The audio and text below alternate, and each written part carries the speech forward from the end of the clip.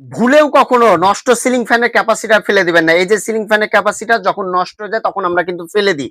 ফেলার কোনো প্রয়োজন নাই। এই নষ্ট সিলিং ফ্যানের ক্যাপাসিটার দিয়ে আমি মম তৈরি করেছি। বাসা বাড়িতে যে মমগুলো আমরা জ্বালাই এই মোমবাতি তৈরি করেছি। তো কি করে তৈরি করলাম টোটাল প্রসেসিংটা দেখাচ্ছি। দয়া করে ভিডিওটি কন্টিনিউ করুন। আশা করি অনেক কিছু শিখতে পারবেন। তো চলুন আপনাদেরকে দেখাই এটারগুলোতে মম থাকে কিনা। দেখি এই যে 100% মম ব্যবহার করেছি। দেখেন যে আমরা একটা ভালো মানের ক্যাপাসিটারও মানে বের করলাম। আসলে ভালো মানের ক্যাপাসিটার গুলোর ভিতরে মম থাকে। যে মমটা বের করেছিলাম আমরা সেই মম দিয়ে কি করে মোমবাতি তৈরি করব সেটা আজকে দেখাবো আপনাদেরকে। এটার জন্য আমরা কি করেছি একটা পাইপ নিয়ে নিব এবং আমাদের যে ফিতা বা সুতা যেটা বলেন সেটা নিয়ে নিব। তো এটা করার জন্য সর্বপ্রথম আমাদের যেহেতু আমরা এই পর্যন্ত স্টিকটা বানাবো মমটা বেশি বড় বানাবো না। তো এটার জন্য আমরা কেটে নিব পাইপটা।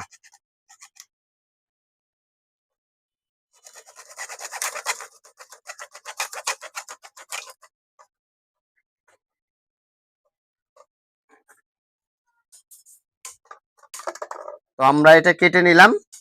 কাটার পরে আমাদেরকে যে কাজ করতে হয় মাঝখান দিয়ে আমাদেরকে হালকা করে ফাটাই নিতে হবে যতদূর পারেন। ফাটাই নেওয়ার পর আপনারা টেপ মেরে নেবেন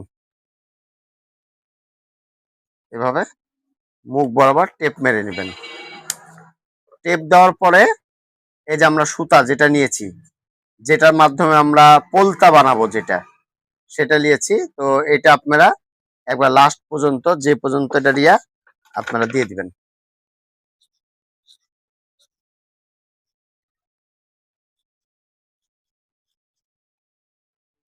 এটা দিয়ে দিবেন আপনারা এই যে ঠিক আছে আমাদের ডাইস তৈরি হয়ে গেল।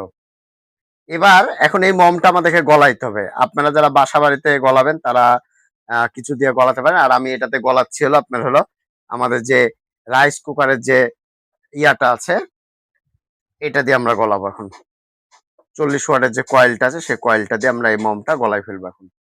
তো আপনারা একটু ওয়েট করেন এই মমটা গলে যাবে খুব দ্রুত গলে যাবে। গলার পরে আমরা এখান থেকে আপনার ঢেলে তারপর ইয়া করব। আপনারা দেখতে পাচ্ছেন আমাদের মোমটা গলছে। আমাদের মোমটা আরো গলবে ঠিক আছে। গলার পর আমরা বাকি কাজটা স্টেপ বাই স্টেপ করব ঠিক আছে। তো আসলে এই ধরনের কাজগুলো করার প্রধান উদ্দেশ্য আপনারা এখান থেকে অনেক কিছু শিখতে পারবেন বুঝতে পারবেন তার জন্য মূলত করা।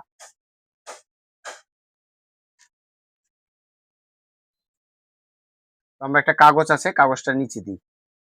এটা কিন্তু আমাদের গরম হচ্ছে ঠিক আছে প্রচুর পরিমাণ গরম হবে এবং আপনাদেরকে যদি দেখাই তাহলে আপনারা বুঝতে পারবেন জিনিসটা। আমি যে একটা পেস্ট নিলাম এই দেখেন পেস্টটা দেখেন মমের মতন গলে যাবে এখানে। তো মোটামুটি আমাদের এটা কিন্তু হিট হয়েছে। আমরা লাইনটা বন্ধ করলাম এখন হলো গরম হয়েছে। এখন আমরা হলো একটা কিছু দিয়ে ধরে সুন্দর করে এর ভিতরে দেওয়ার চেষ্টা করবো আস্তে আস্তে করে।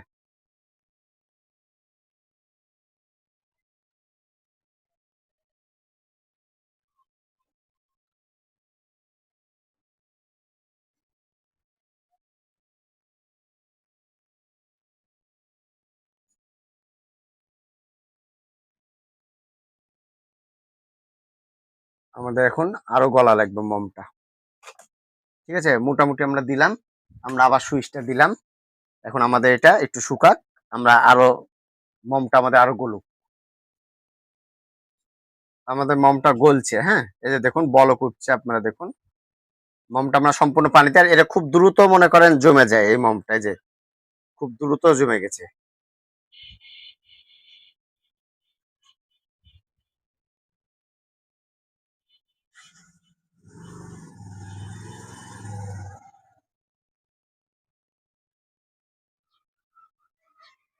তো যাই হোক এটা ব্লক হচ্ছে আপনারা দেখছেন। একবারে তো দেওয়া সম্ভব না এই জন্য আস্তে আস্তে করে আমরা প্রচুর পরিমাণ গরম।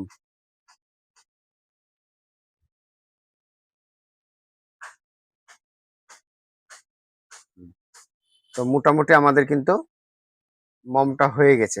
আমরা আরো বড় বানাতে পারতাম চাইলে আরো বড় বানাতে পারতাম। তো আমরা এরকম বানালাম।